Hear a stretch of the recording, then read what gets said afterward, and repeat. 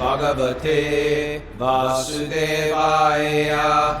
Om Namo Bhagavate Vasudevaya. Om Namo Bhagavate Vasudevaya.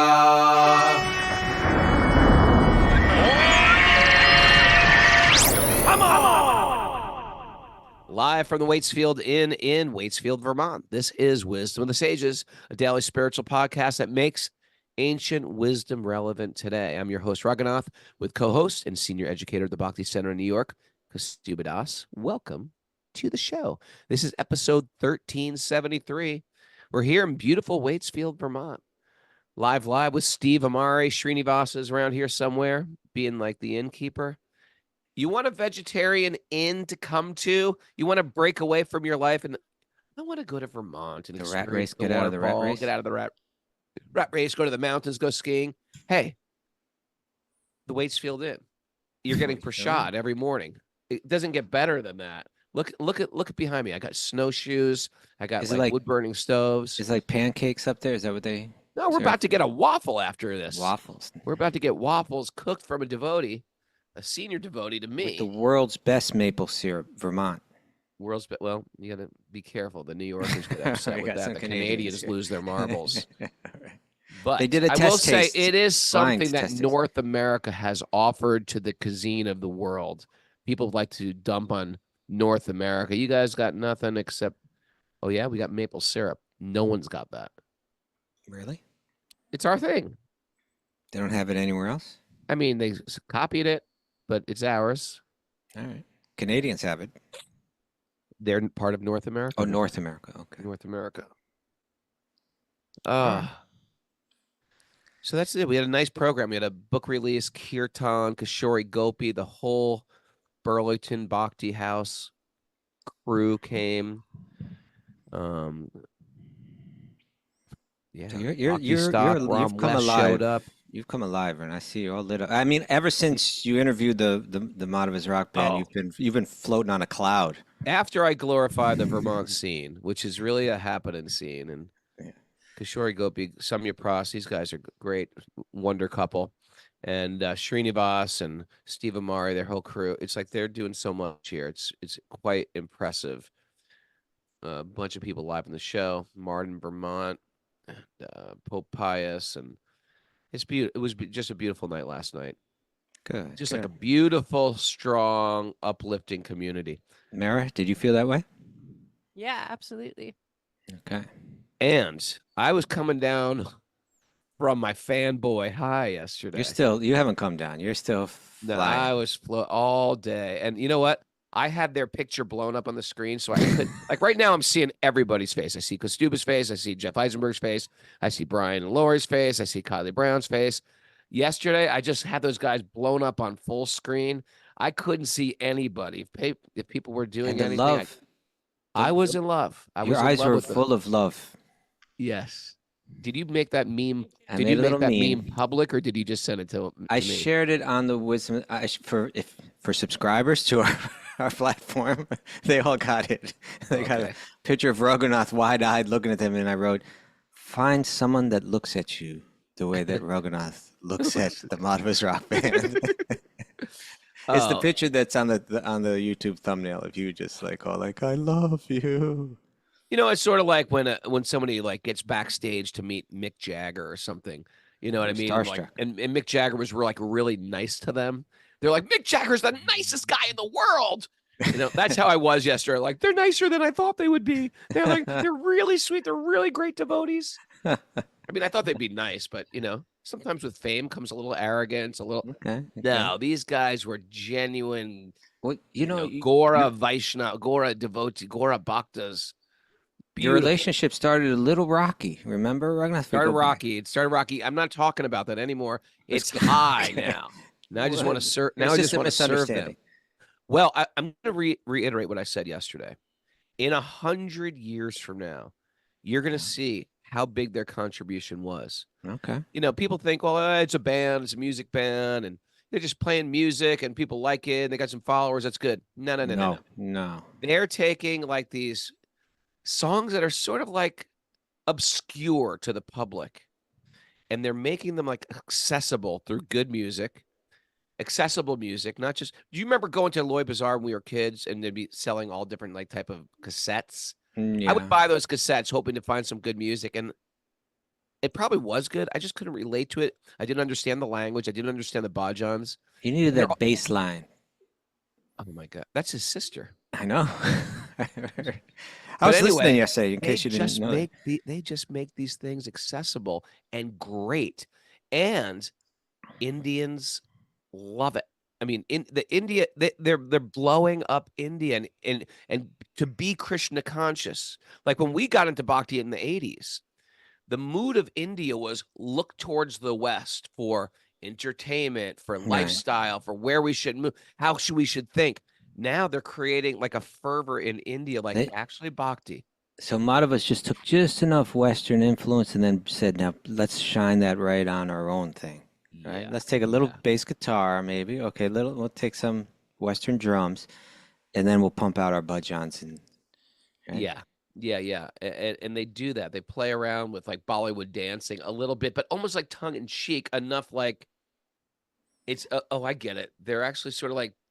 Well, by the way, Raghunath, Huh? you were flying so high. I don't know if you quite caught on to what you were invited to do yesterday. I don't know if it went right over your head. What?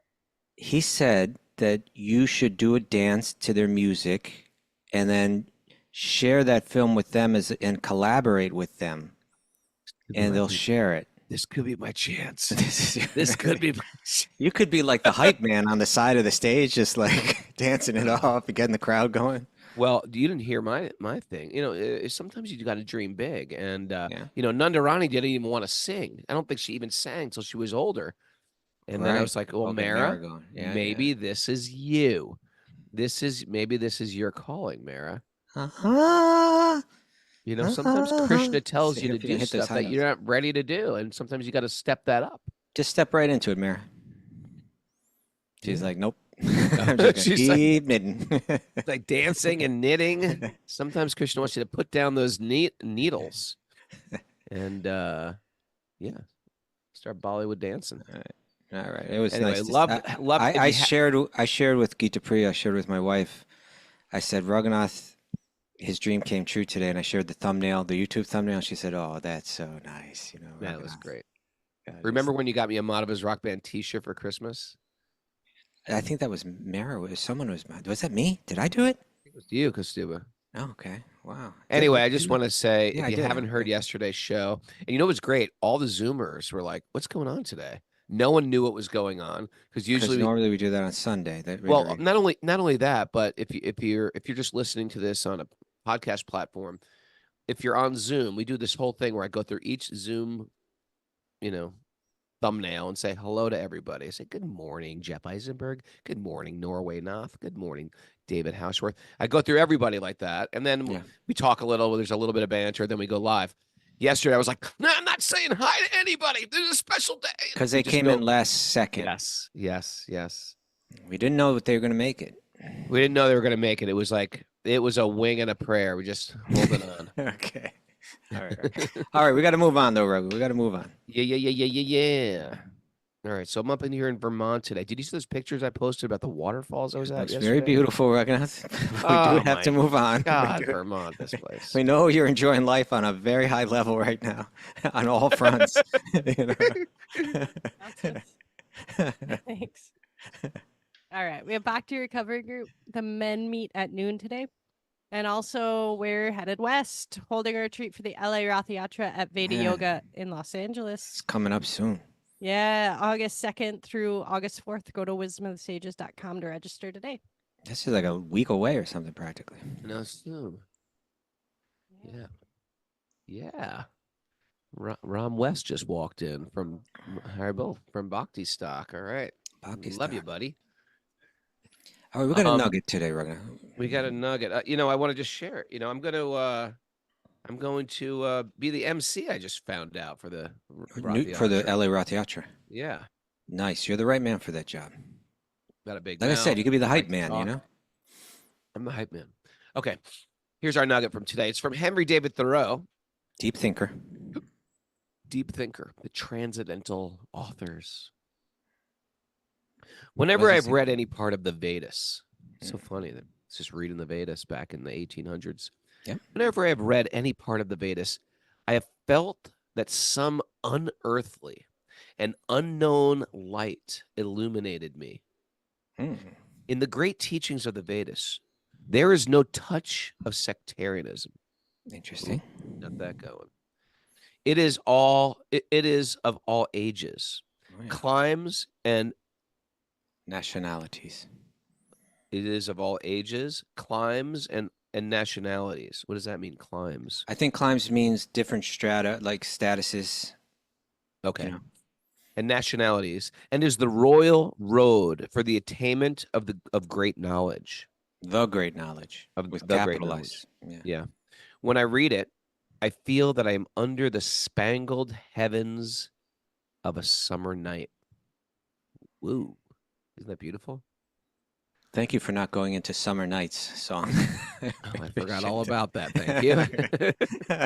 That would. You know what? I was saying yesterday to Navakishore Nimai that this is how You love him. I do love him. I'm okay with You that. I'm love okay. him. I'm fully okay that I You love him. love him. I was saying to Navakishore on the show yesterday, I was like, historically, we see Abrahamic religions conquering with the sword.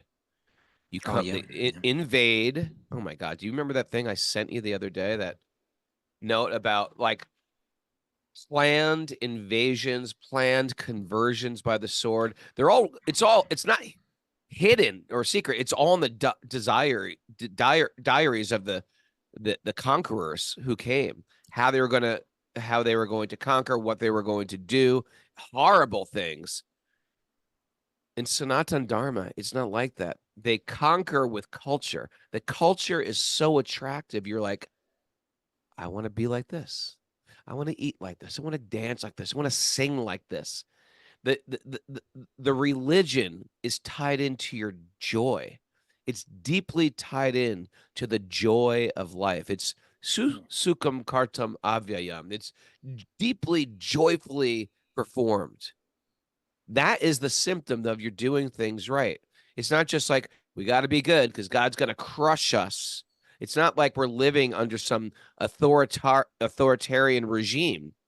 It's like a loving God that a non-judgmental loving God. We come from a lot of households, a lot of leftover religious stuff where we feel judged, we feel unworthy. It's not like that. Even in bhakti, we have to get rid of that type of, if we grew up with this broken Christian type of thinking. It's a loving God and a compassionate God. And we shouldn't be like that to other people. We should appreciate people's little steps forward. And yeah. And it's very welcoming of other traditions as well. Sure. What'd you get out of this? There's so much here. I actually think we did this as a nugget once before, but I think it was worth bringing back. There's so much here. First of all, let's just talk about Thoreau for a second. There was one thing I wanted to mention about Henry David Thoreau that I thought is interesting in context of where we're at politically now and everything like that. But sometimes we get this tension between, like, people calling for social justice, or they can be highly critical of people that are endeavoring to be deeply spiritual. Yeah. And they'll say that you're bypassing, you're like just on your selfish little kind of thing. You need to be stopping the injustice. Now, when Thoreau lives, well, first of all, he, in one sense, he went and became a hermit, right? Like he secluded himself in the forests. And he did that to kind of try to understand himself better, understand the world better, understand God better, to have the space to think and go very deep within. And, what he came up with, influenced, thousands and thousands of people. But it was from that platform of understanding the self, sitting there reading Bhagavad Gita and Upanishads, right? Experiencing what he's talking about, how it's changed. You know, when he says, when I read it, I feel that I'm under the spangled heavens of a summer night. The way that I understand that is it's giving you the very broad perspective. We're usually stuck in our very narrow perspectives of life, you know, like how am I going to handle today and the people that I have to deal with, and am I going to make enough money, and am I going to get what I need to get? Am I going to avoid the kind of suffering? You know, we're in that very tight little perspective. And he takes these books and it just opens it up and realize all my problems are small. All my circumstances are tiny. There's a broad, infinite truth out there that we're all part of, you know? And through thinking like this and contemplating like this, he came out of Walden, which is where he secluded himself, and he wrote a book called Civil Disobedience. Mm-hmm. Which was, you know, the injustice at that time was extreme, which it was slavery, especially, that he was responding to. Slavery, and I think the Mexican-American War as well. He was commenting on this. But in that book, he argues how in Civil Disobedience, he argues how we shouldn't allow governments to override our conscience. How we have to have like a deeper inner moral compass that guides us, you know, beyond the government, and how to respond to it. In that book, you know, it was that book that influenced Gandhi. It was that book that influenced Martin Luther King. You know, it's like he went into his seclusion, came out with some realization about the Atma, about the self, about, you know, the nature of the soul, and came out and gave us an incredibly historically influential book on justice, you know, and on civil disobedience. It's like, so that's one thing, you know. You got something you want to share about that? Well, first of all, he was in seclusion for 2 years, 2 months, and 2 days. Okay. But second thing was, it's like, you know, sometimes people have these things where like, okay, I'm going off Facebook for a week. You know, I'm going into the woods. I'm going alone. That's like being in the woods. Imagine how whatever he was living in Concord, Mass, or how actually quiet and charming that village must have been compared it's not to a village, how we live right now. It was just I've been there before to the Walden Pond. No, but I'm saying he's coming from somewhere. He was coming from I see what you're saying. He's coming from a place that's already like totally. It was already compared to how we live right now, checking text messages and scrolling through things. Right. He probably could never imagine that our minds would become so complicated and knotted. Right. But, so then he stepped away to make it a little better. I just don't want to see anybody. Right. And he was young. He was 27 years old. A thoughtful young man. Thoughtful young man. Okay. So that's, I want to make that point first. Let's not be so judgmental about people trying to figure life out and figure out how they want to figure out their own heart and their own mind and their own contribution to this world. That's one thing. But, you know, so much more like directly connected to what we're doing here, right? Whenever I read any part of the Vedas, and I believe when he says Vedas, he's speaking especially about Bhagavad Gita and Upanishads. As far as I understand, that's what he was reading. Yeah. I have felt now this is interesting, unearthly and unknown light illuminated me. Sure. And imagine how sensitive he was, just like you're saying, right? He's coming from a world that's already not nearly as bizarre and warping as the world that we live in. He's saying, this is warping my perception, this quiet little village, you know, because they have someone comes out and says, hear ye on a stump every now and then, and begins to stir up my emotions or something. I'm going to go off into the real quiet and try to understand. And he picks up these books in this very open state of awareness. And he says, this isn't ordinary information I'm reading right now. I've read a lot of books. Yeah. This is different. This is unearthly. This is coming from another realm. I feel it. And that's the claim of that these texts are apurushaya, that they're not made by any man, that they're unearthly, it's a vibration that's eternally existing of knowledge, the great knowledge he calls it. And he's saying, like, I have access to it through these books, and I feel that it's a whole nother level of perception. Anybody can experience that. Make a simple 18-day challenge. Everything has to be a challenge 18-day nowadays.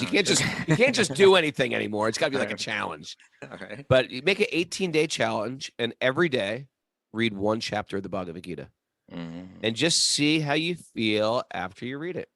There You you go. walk away from it feeling a little high, a little at peace, a little broader understanding, a little less stressed. Why not? Why not? Why not do that? Do it? Stressful, just do it. Just add that to your life every day. Okay. Now, then he goes on to say, in the great teaching of the Vedas, there is no touch of sectarianism. It is of all ages, climes, and nationalities.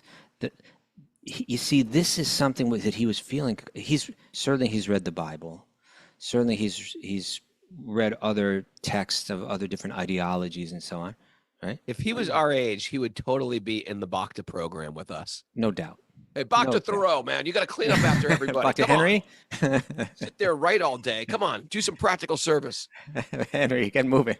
But I just want to quietly chant for a while. There's things to be done. There's a Sunday feast coming up. This place is a mess. Okay. Bhakta Henry. But that he really feels this, and this is something, again, the theme's going to come up again today in what we read, but this idea that there's no touch of sectarianism, all ages, all climes, all nationalities, because Vyasa is communicating in a different way, because he's the great sage Vyasadeva, when he downloads this vibration and then records it, he's recording it in a way that and the whole Vedic approach is that it's not going to try to immediately wrestle you into submission to the highest truth. It's going to meet you where you're at, and it's going to nudge you up to the next stage of your evolution. Come on, take another step in evolution. Take another step, So that's something that's unfamiliar to the Western mind. It's a little different, and it can be confusing, Very interesting. Now, of course, the message board comes in. Timothy Tucker saying, actually, he lived close to his parents. His mom would bring him cookies. Oh, And it was, She was AJ worried. Sullivan says She it was was worried. greatly exaggred. it's greatly exaggerated. Let's all was a take down loser. Henry David Thoreau today. He What was do a you say? loser.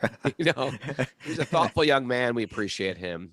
And yes, his mother might have brought him some cookies. Big deal. Yeah, we're going to let that one slide, okay?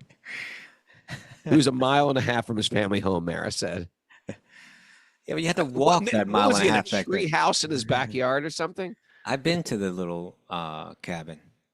I don't know if it's a recreation of the cabin, but It's probably a recreation, Kaustubha. It's a replica. and they put a little Bhagavad Gita. It's in there. Oh, really? Did you put it in as a book distributor? No, Like, I'm sure it was the devotee slide did. that in. It's Prabhupada's Gita he was reading. Yeah. Okay, let's Okay. continue on, sir. That was It a was good. what changed his life.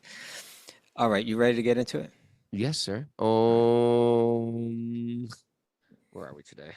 Narayanam namaskritya naram shaiva narottamam devim saraswatim vyasam tato jayam mudirayat. Before we start in the Srimad Bhagavatam, which is our very means of conquest, one should offer respectful obeisances to the Supreme Lord Narayan, unto Narayan Rishi, the supermost human being, unto Mother Saraswati, the goddess of learning, and to Srila Vyasadeva, the author. Nasta prayeshu badreshu nityam bhagavat sevaya bhagavati tamashloke bhaktir bhavati naishtiki. By regular attendance in classes in the Bhagavatam and by rendering service to the pure devotees, all that is troublesome to the heart will become eradicated, and loving service to the Supreme Lord, who is praised with transcendental songs, will be established as an irrevocable fact. Om Jnana Tamarandasya Jnananjana Salakaya Chakshurun Militam Yena Tasmai Shri Gurave Namaha. I was born in the darkness of ignorance, and my teachers are opening my eyes with a torchlight of knowledge. I offer my obeisances at their lotus feet. All right. Reading from the Srimad Bhagavatam, Canto 7, Chapter 13, Text 23. But I think, Raghunath, Yeah. I think we were just getting into 22 and we said that we were going to return to it. All right. All So you want to go back to Wind 22? it back, Kaustubha, they call him. Wind it on back. Wind it on back. What you Text got? 22. Narayan, the Supreme Now Personality. hold it. This is Python Man speaking, right? Yeah, so here's a man laying in the dirt. Laying in the dirt. It's sort of like like Kind of the literally crusty like covered punks. in dirt, like a crusty punk, but a transcendentalist who was noticed, not just like, oh, who's this unhomed man laying in his own, mess. He was actually Prahlad Maharaj, who's a great soul, one of the Mahajans. He saw him and said, this person here, that's not an ordinary person. And he started inquiring from him. So now they call him the Python Man, is laying down, and he says Narayan. He's very well spoken, this Python Man. Yeah, Narayan, because the Prahlad had said to him, like, hold it, he was on a mission. Prahlad, who was king at the time, was on a mission. This is the kind of leader that we need, right? I need to take a break and go off on a mission to just find weird people that are full of deep spiritual knowledge. I got to find them out. I know they're out there. I vote for Prahlad Maharaj for president. Okay.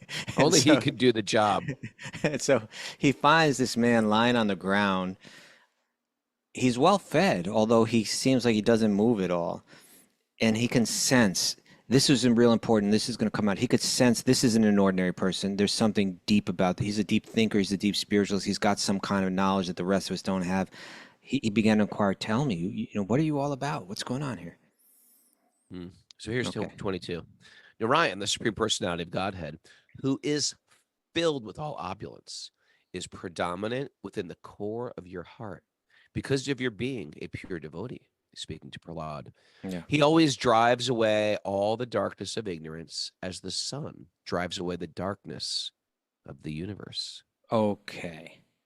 So what he's saying here is he's saying most people don't understand me.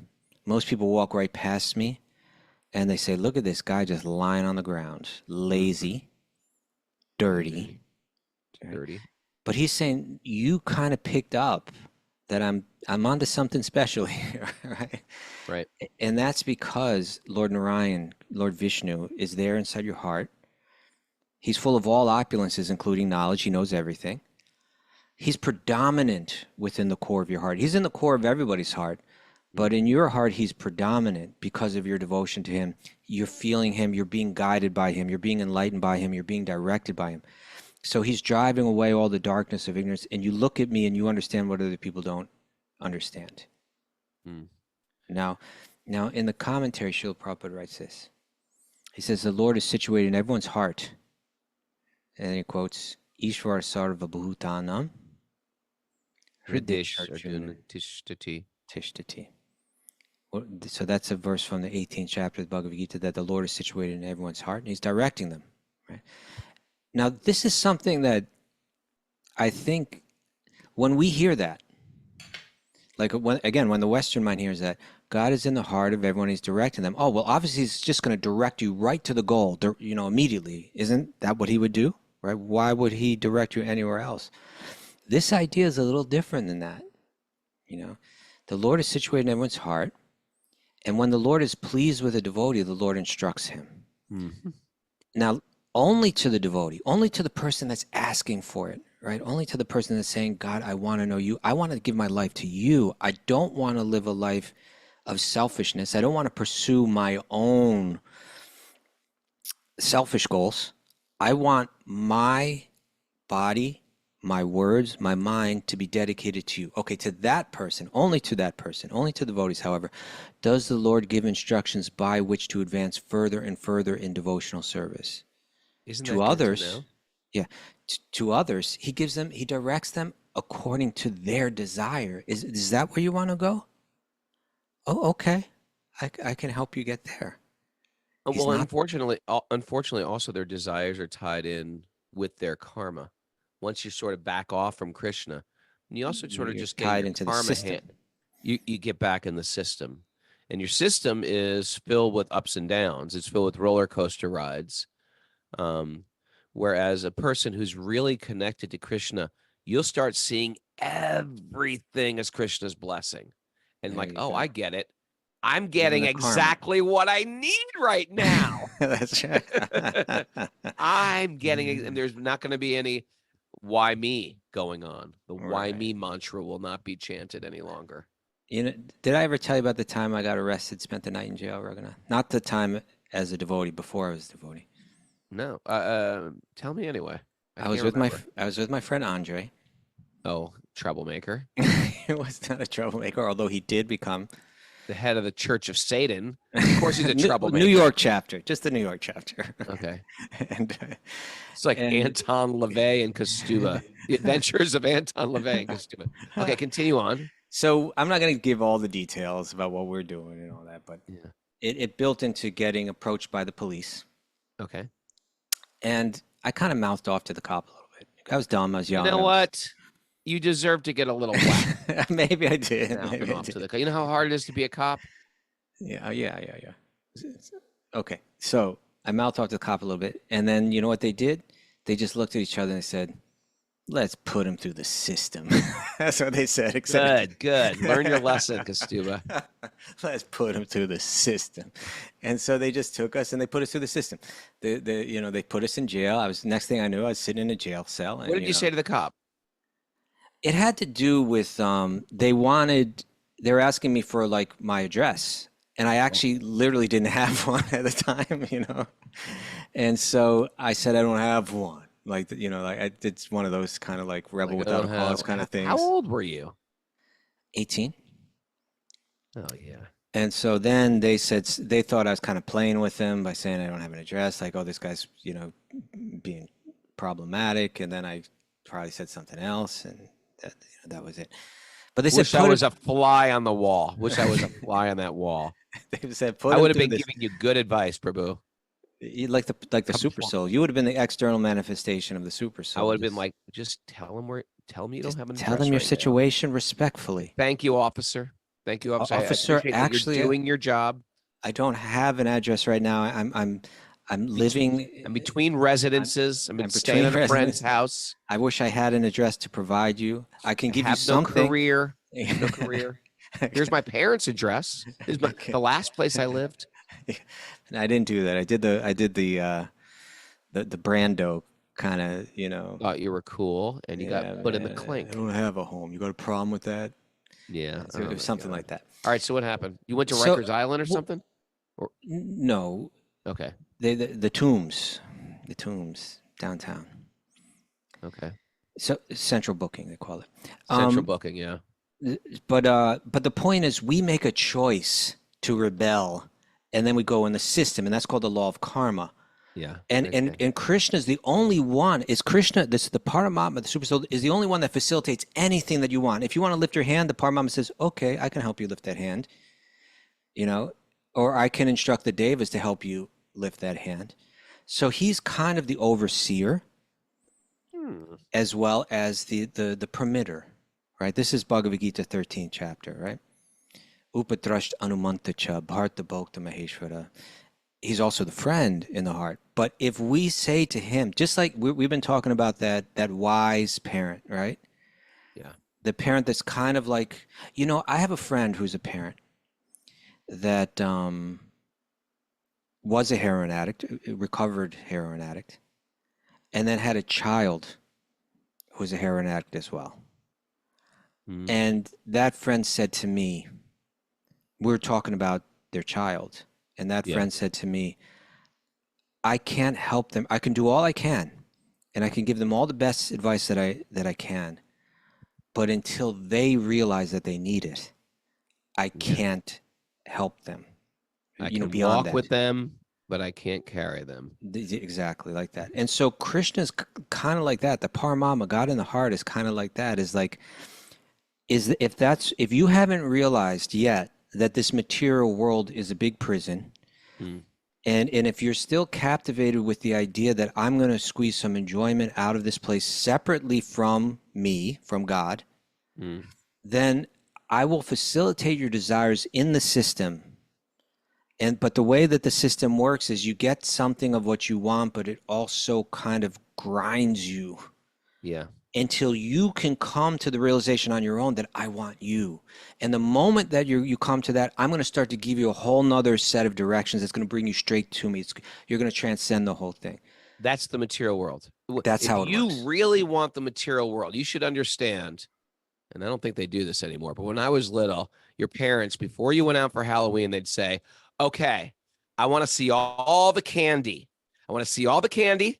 And right, because there was always this fear that there was some psycho on the block that was shoving a razor blade in an apple. Remember that? That was like was it an urban myth? Was it an urban myth? No, I think they caught people like that. Mara, can you work on that? A razor blade Halloween apple was that urban bona fide? myth? Urban anyway, myth. My parents were like, "Let me see your apples."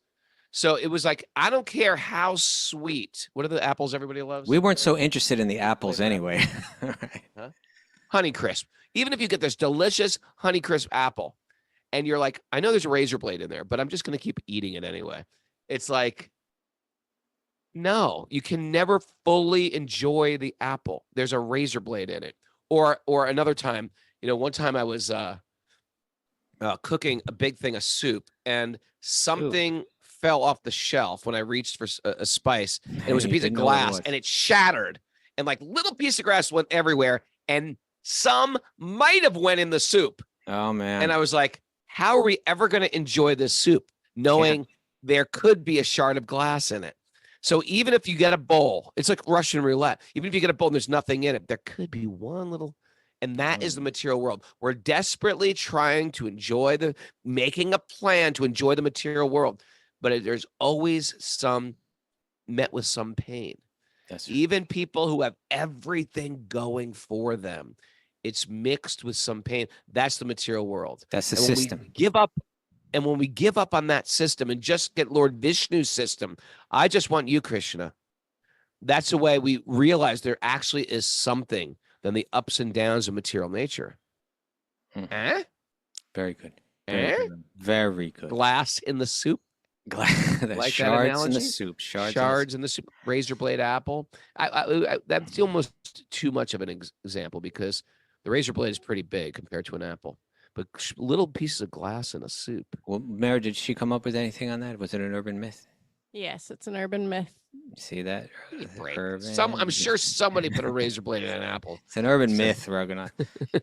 On Halloween, yes. Okay. Nobody did.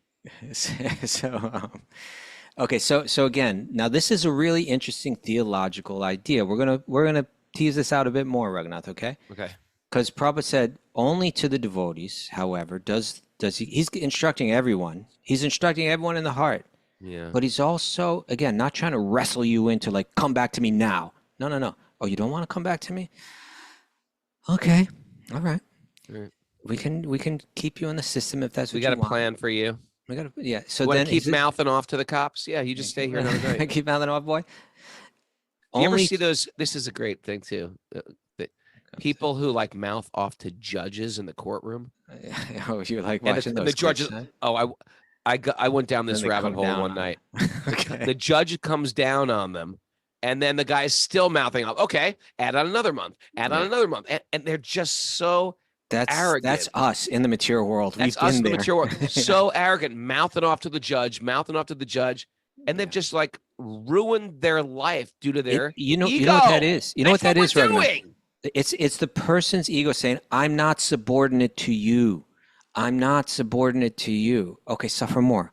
I'm not subordinate. Okay, suffer more. Just YouTube search mouthing off to the judge, and you will have 1 hour of solid entertainment and education. The judge is like, put him through the system another year. Put him through the system another year. I know. This is what we're doing in the material world. But we mouthing off to Lord Vishnu. Yeah, no, I got this, Lord Vishnu. I'll figure it out. I don't need you. I can figure it out. My life's pretty good, Lord Vishnu. Yeah. Silly. Okay, silly rabbit. Just me and my ego. Silly rabbit. That's a good one. Silly rabbit. Silly rabbit. Okay, so. Oh my God. So now this is the theological point. Only to devotees, however, does the Lord give instructions. He's instructing everyone. We're going to have easy on that. Pop culture reference. Only to the devotees, however, does the Lord give instructions by which to advance further and further in devotional service. To others, to the non-devotees, the Lord gives instructions according, now this is important, according to the manner of their surrender. Everybody's surrendering. It's just, where are you surrendering? To what are you surrendering? To God? The loving, beautiful, sweet, let me embrace you, welcome back God? Or are you surrendering to your senses, to your mind, to your ego? Yeah, Where no are one you likes to think surrendering? of it like that. No, I'm just doing what I want to do. No, you're not. Yeah, You're no, doing what your silly lower rabbit. chakras want to do, what your senses want to do, what your mind wants to do. And Yeah. how many times have we been in a situation where we do what our mind wants us to do, but not what we know is right? We know I don't want to do this, but I'm going to do it anyway. Arjuna calls it doing something as if by force. Right. It's like our senses and our mind are forcing to do something we know we're going to have to pay for practically immediately. Lust and lust only. It's lust and lust only. Okay. Now, when Prabhupada says to others, the non-devotees, the Lord gives instructions according to the manner of their surrender, he's alluding to a verse in Bhagavad Gita. Right? Ye yata mam Prapadyante tam sataiva bhajamyaham.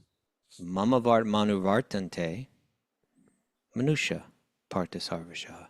As all surrender unto me, I reward accordingly.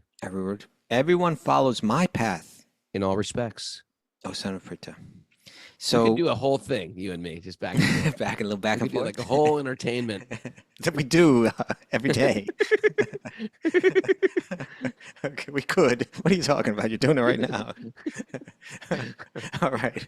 So this is the commentary. Raghunath, one of the wonderful things about practicing this for years and years is you go back to a commentary that you've read 100 times over the past 30, and you're like, oh, it's speaking to me in new ways, right? Let's go into this and let's see how it makes sense. Okay. Digging wells. Now that makes sense. Okay. So this is Srila Prabhupada, Bhaktivedanta Swami, writing on just how a theology that's different than the Western mind's theology. That in one sense, everybody's approaching God, but they're approaching it in different ways. This is what he writes. Everyone is searching for Krishna. Interesting, right? Everybody's searching. Krishna is the reservoir of all pleasure, and everybody's looking for pleasure. Is a powerful statement. Go. Yeah. Everybody is searching for Krishna in the different aspects of his manifestations. I'm searching for pleasure in Krishna directly, like I want to reconnect and feel my own blissful ananda nature, or I'm looking for pleasure in Krishna's manifestation of this other body. I'm looking for pleasure in Krishna's manifestation of the impersonal Brahman. Maybe that's what this is completely non-sectarian. It's totally non-sectarian. It's non-sectarian. It's got nothing to do with Christianity, Judaism. It's like you're either looking for God or looking through God's energy. I don't care what religion you are or whether you're not religious. Yeah, you're still looking. You're still looking. Everybody's looking. Okay. Everyone is searching for Krishna in the different aspects of his manifestations. Krishna, the supreme personality of Godhead. Now we're talking about sweet baby Krishna. He's a person. There's a Godhead and there's a supreme personality of Godhead. He is partially realized in his impersonal Brahmajyotir effulgence. That's part of him. If you realize this, God is everywhere. God, this is all part of the one. There's a oneness. It's all one. If you realize that, you're realizing part of him.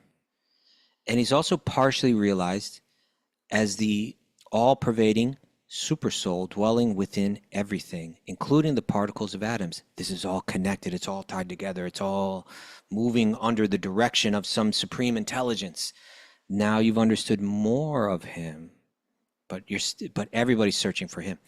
Mm-hmm. So now he said everybody's searching for him, and Prabhupada put it in the context of Krishna's different levels of his manifestations as impersonal Brahman, Paramatma, Bhagavan. This is an evolution, right? Brahman, Paramatma, Bhagavan. Now he's going to go and he's going to show other ways that people approach.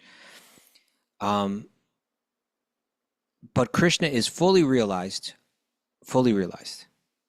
Non-sectarian, it's saying this is true and that's true also, and this is fully true, right? Because it's moving in a direction. But Krishna is fully realized only by his pure devotees, only by those that know him as a person. Consequentially, Krishna is the object of everyone's realization, and thus anyone and everyone is satisfied according to one's desire to have him. If you don't want him, but you want his energy in the form of blank, whatever it is, sure, you're still pursuing him. but it's just you're doing it in a different way, a way that's less realized, a way with less understanding, and a way that is within the system of his law of karma, and wherein there will be like it's a penal system, you know, It's a meant to penal correct, system. meant to not even just what's the word that we always use in terms. It's meant to Recalibrate. yeah, but when we say like in legal terms, like the purpose of the jail is the reformation, Reconciliation. reformation, Reformation. to reform you, to unwarp you, right? Right. Okay. Now I think Prabhupada's next is going to take it on to the super esoteric level, ways that we approach him. You know, everyone's approaching him in different ways. Hold on with the prison reformation. Just thinking, hang on like, that? not only are you in a room with a cell, not only can you not like choose your food. I haven't been in prison, but I'm sure there's not a wide salad bar of choices there in prison. But not only that, it's like you got to deal with all the other stuff of prison. The guy, your cellmate, who's a jerk or beats you up on occasionally, or there's a lot of other horrible things that happen in prison. Yeah. Go on. Okay. That's all I wanted to say. All right. I Prison's don't know not good. what scrolling you're getting this information from, but thank you. Okay. Says the man who's never been there. Oh my God! One day downtown, and you're 2 like days, an Bubba. ex-con. Two. Give me a break. Oh yeah, you never been there. You You never don't done know time. nothing. You don't know what you're talking about. Stuba. No, All right. I'm not going to prison, and I'm not going. I've decided in I'm this not going. lifetime I'm not going to prison. Do you The ever material do you world ever is do you ever prison go enough. into a mental loop where you imagine if you got stuck in prison somehow, like unjustly? Have I ever thought of that? I Yeah. think about that all the time. Okay, I figured you did. I think about that all the time. I think of different countries, right? about it all. I'm trying to communicate. I can't You're even in an defend Indian myself. jail. People don't know where I am. I don't, you know, Okay, we got to keep reading this. just Right where my brain goes to on my downtime. now. All right. Okay, in the transcendental world, also Krishna reciprocates with his pure devotees in the transcendental attitude. Those that have the transcendental attitude. I love you, Krishna. I don't want to try to escape you. I recognize that you're Krishna, what do you everything. want? What do you want from me? Where's the current going You're my today? everything. I'm just like a leaf on the river. You just take me around. And that's Sharanagati. That is, I trust you. You know what Sharanagati is, Kaustubha? You know what fully trusting full and surrender? It's going into a barber shop. Suppose you got a big head of hair and you just put your head on the back of that chair and you say, just do my hair. I trust you. Okay, That's that's very trust. interesting that you said that, Raghunath. Why? But then imagine that the barber knew exactly how to satisfy you. Yeah. And so Prabhupada writes this here. He says, in the transcendental world, he was talking about what's going on in the material realm, people that haven't yet fully realized him and connected with him.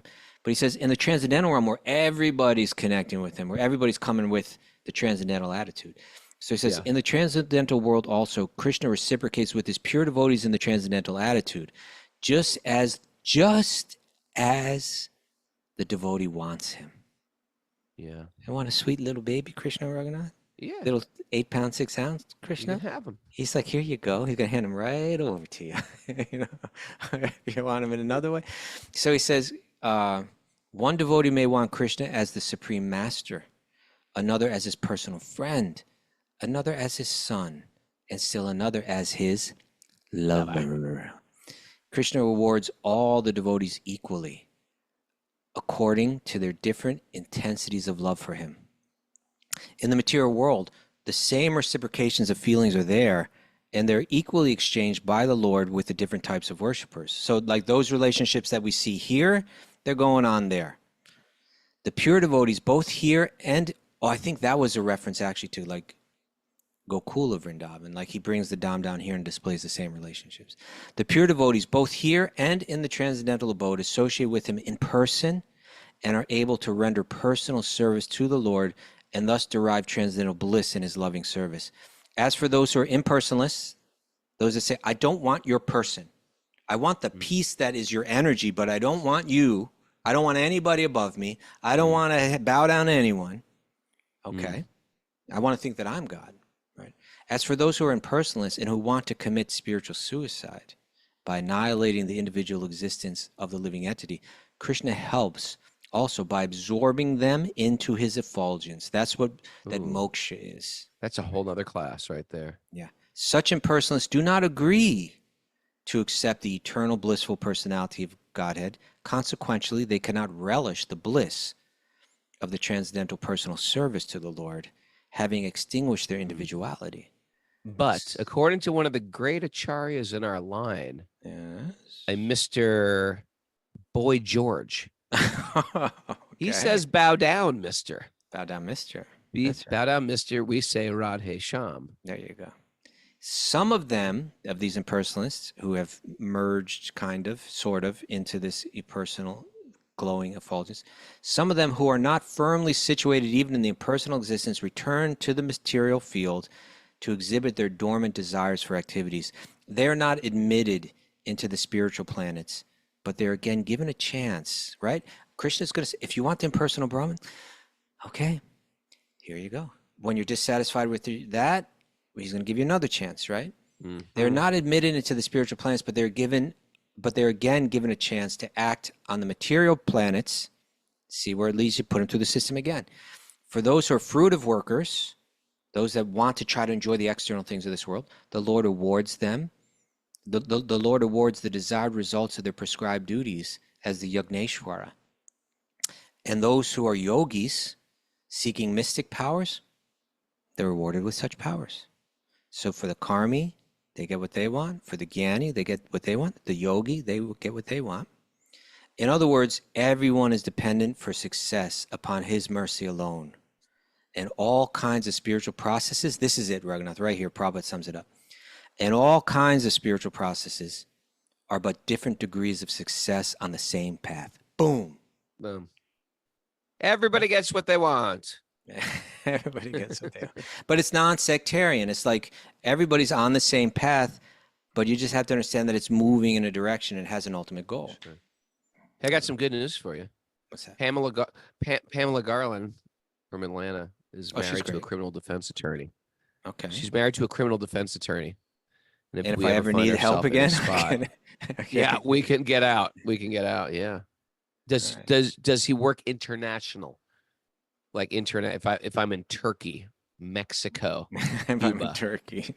That's where the nightmare goes. That's where it goes right to Turkey. Okay. What was that film? Midnight Express or something? Was that what it was? Oh my God. That is after that. I never saw it, but I heard about it. I travel internationally a lot and I watched that movie and I was like, that sort of killed a lot of my travel joy. You probably think like, what if somebody snuck some cocaine in my bag? Anything. Anything. It happens a lot. Indonesian prisons, forget it. You're dead. Okay, Mara. Thank you for our botanist and expert on prison life. And worry. All right.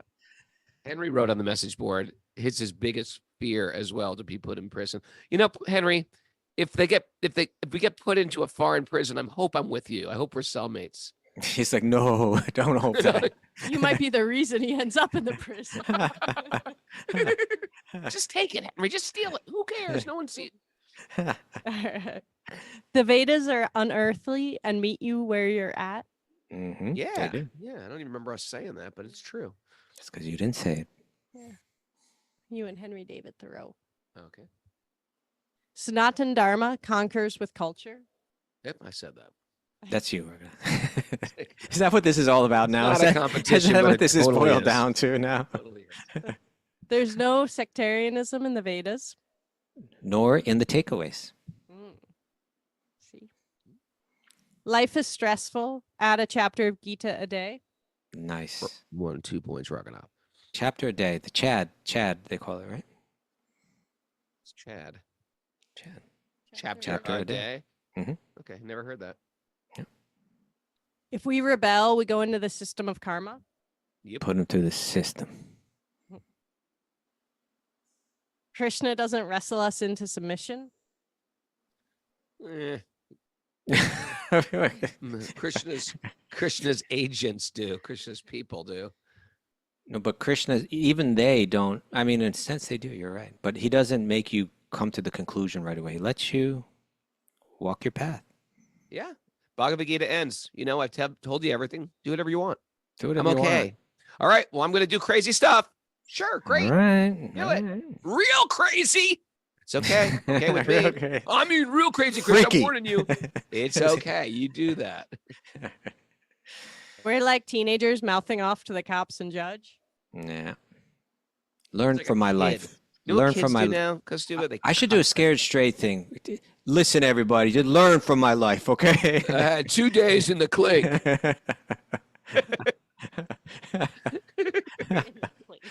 Don't try to minimize my life experience, Raghunath, all right? I only needed 2 days. That's the point. He probably liked it. It's probably fun. Yeah, I got a place to sleep now. They're giving me food. You probably liked it.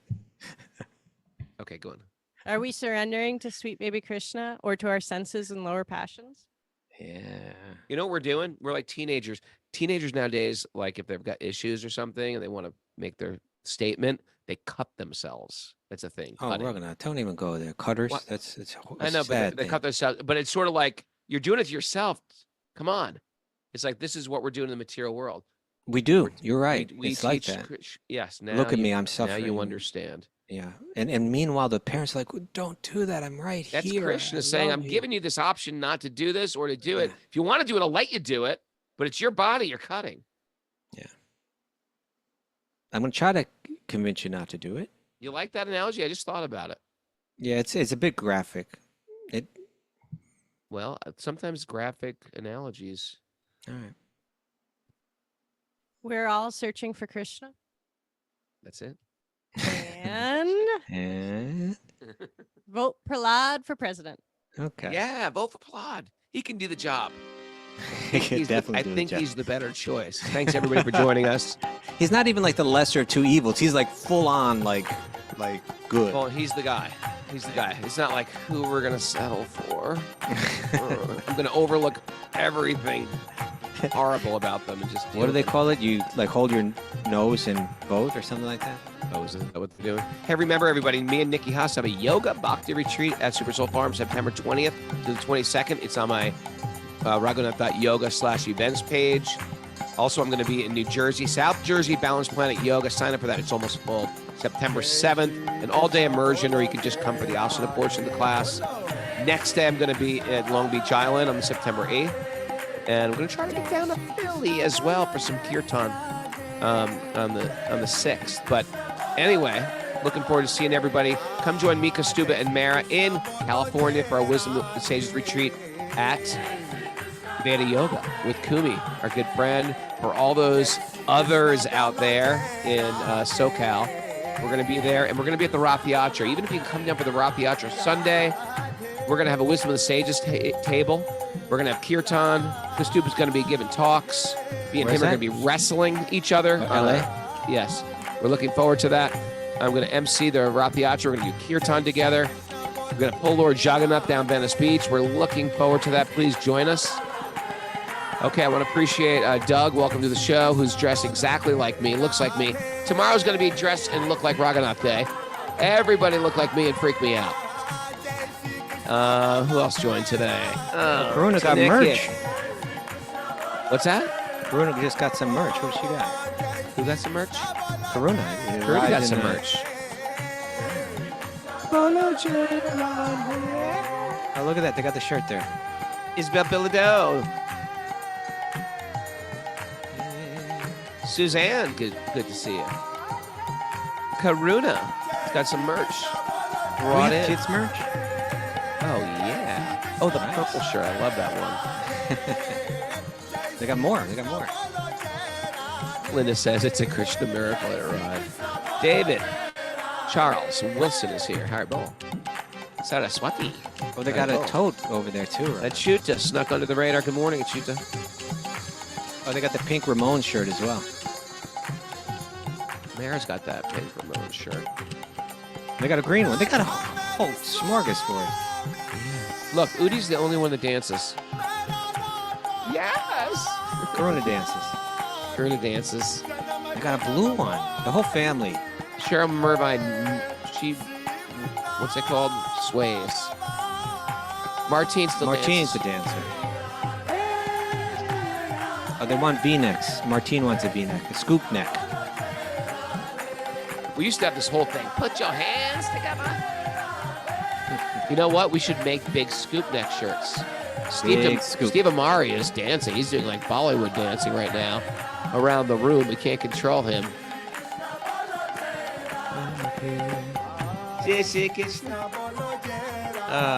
Vegan Trucker, Stephanie Berman. I think Karuna's Sarah putting on the W. merch.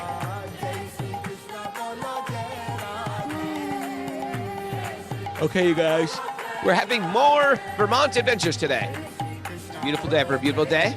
Let the magic continue to flow in a big hairy bowl.